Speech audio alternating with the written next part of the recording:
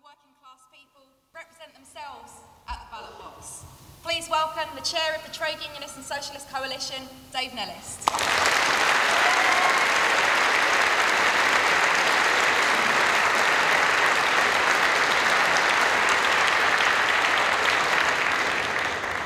Well, sisters and brothers, comrades and friends, for 4.5 years during the life of this coalition government, they've imposed a diet of austerity and of savage cuts on ordinary working people.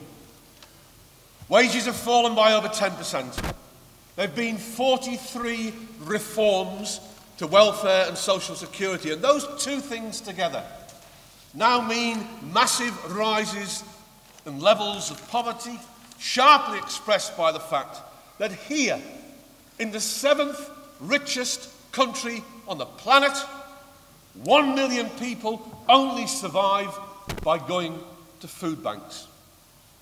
Today's generation of young people will be the first for decades who won't automatically have an easier life than their parents. 70 years ago, 80% of people bought homes.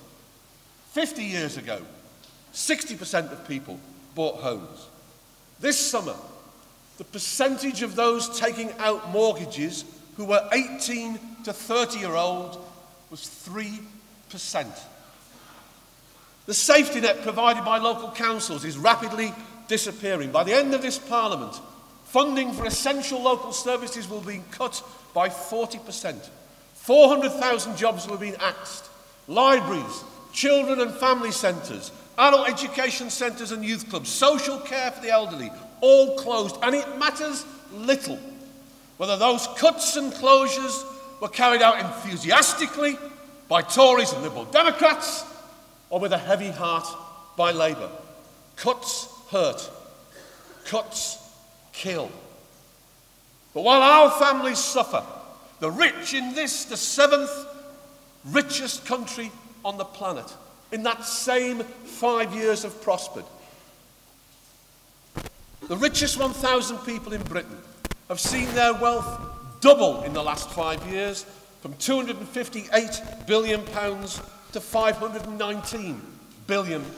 The richest 1,000 people in Britain now have more wealth than 35 million people put together.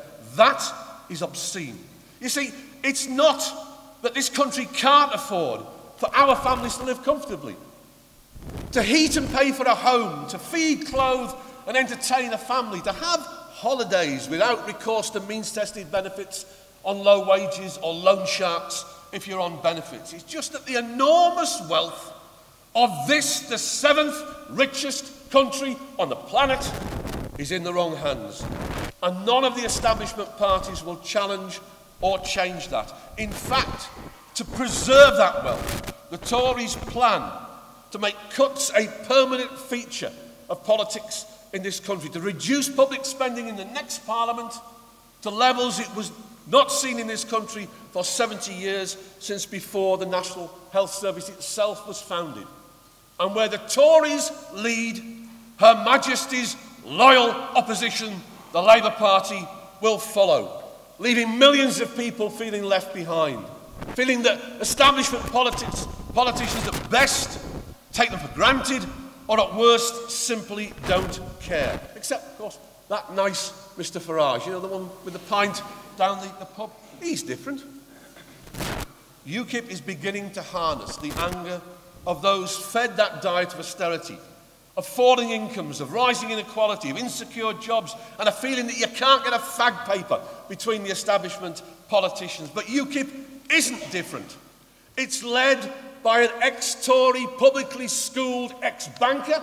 It's run by staffers who worship Mrs Thatcher, and it's funded by ex-Tory millionaires, some of the richest people in this country, who think the Tory party has gone soft. UKIP is serving the interests of the rich in this country by misdirecting the anger of working people towards recent arrivals to these shores. Now, all the establishment parties, Tories and UKIP, Labour and Liberal Democrats, share an overlapping agenda of austerity, and we need urgently to build an opposite pole of attraction.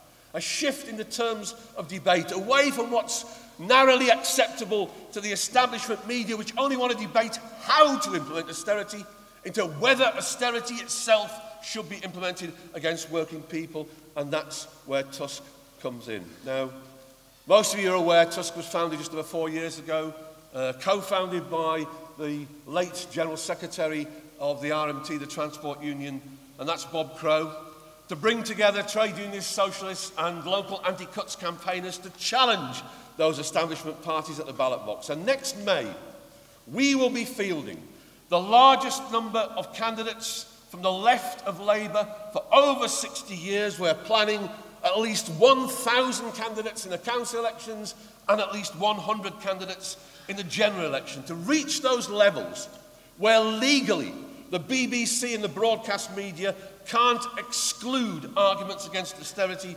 in election coverage. Because whoever wins in 2015, whatever mix of mainstream parties, whatever combination wins in May of next year, all are committed to eliminating the difference between what is raised from taxation from working people and then spent by the government, which is currently about £80 billion a year, not by chasing the £120 billion a year, which is evaded or avoided by rich corporations and individuals in this country, which TUSC would, nor by renationalising public services, for example, rail, where we subsidise at £4.5 billion a year private companies to make private profit. TUSC would, but by attacking ever deeper local services, wages and the living standards of ordinary working people. Now, working people deserve better. We urgently need a new party that deals with the real problems of the working people of this country. A new party based on old socialist values and rooted in the organisations and communities of the working class itself. And when Labour councils and Labour councillors say they've got no choice to implement cuts, they're wrong. Councils in this country now have £19 billion in reserves. More than enough to halt the closures of every library, every youth club and the rest. More than enough to buy time to mount a serious campaign against national government for national funding of local services. Labour, Liberal Democrat, the Tories and UKIP won't do that. TUSC would. Working class people should not be paying for a crisis that we did not create. We will fight, and all our candidates are pledged to restore public services to public ownership. Gas, water, electricity and the rest, stolen from us by previous governments. To renationalise the National Health Service so health again is generally free. To build homes and to rebuild local services. To tax the rich. To abolish the bedroom tax. To restore real value of pensions. To lift the minimum wage by 50% to £10 an hour. And to make such gains permanent. To build a society for the millions and not for the millionaires. To use the wealth of this, the 7th richest country on the planet, through democratic public ownership of companies, banks and institutions, so we can plan in a rational way for the real needs of ordinary working people. Now, that's what TUSC stands for. And just imagine, if that had been the message on Question Time, 29 times in the last 10 years, like Nigel Farage had been, how would the tone and breadth of politics in this country be changed if socialist ideas got a fair hearing? We are pledged in the elections next May to reach the legal limits in this country so the BBC and the broadcast media cannot deny working people the chance to hear socialist ideas in that election. On party political broadcasts in Scotland, in Wales, in England, on every local radio, on every regional TV debate. To do that, we need your help. We need millions of working people to look and listen at us, but we need thousands of socialist trade unionists and anti-cuts campaigners to get organised within the umbrella that TUSC has established. Help make that reality. Join TUSC. Thanks a lot.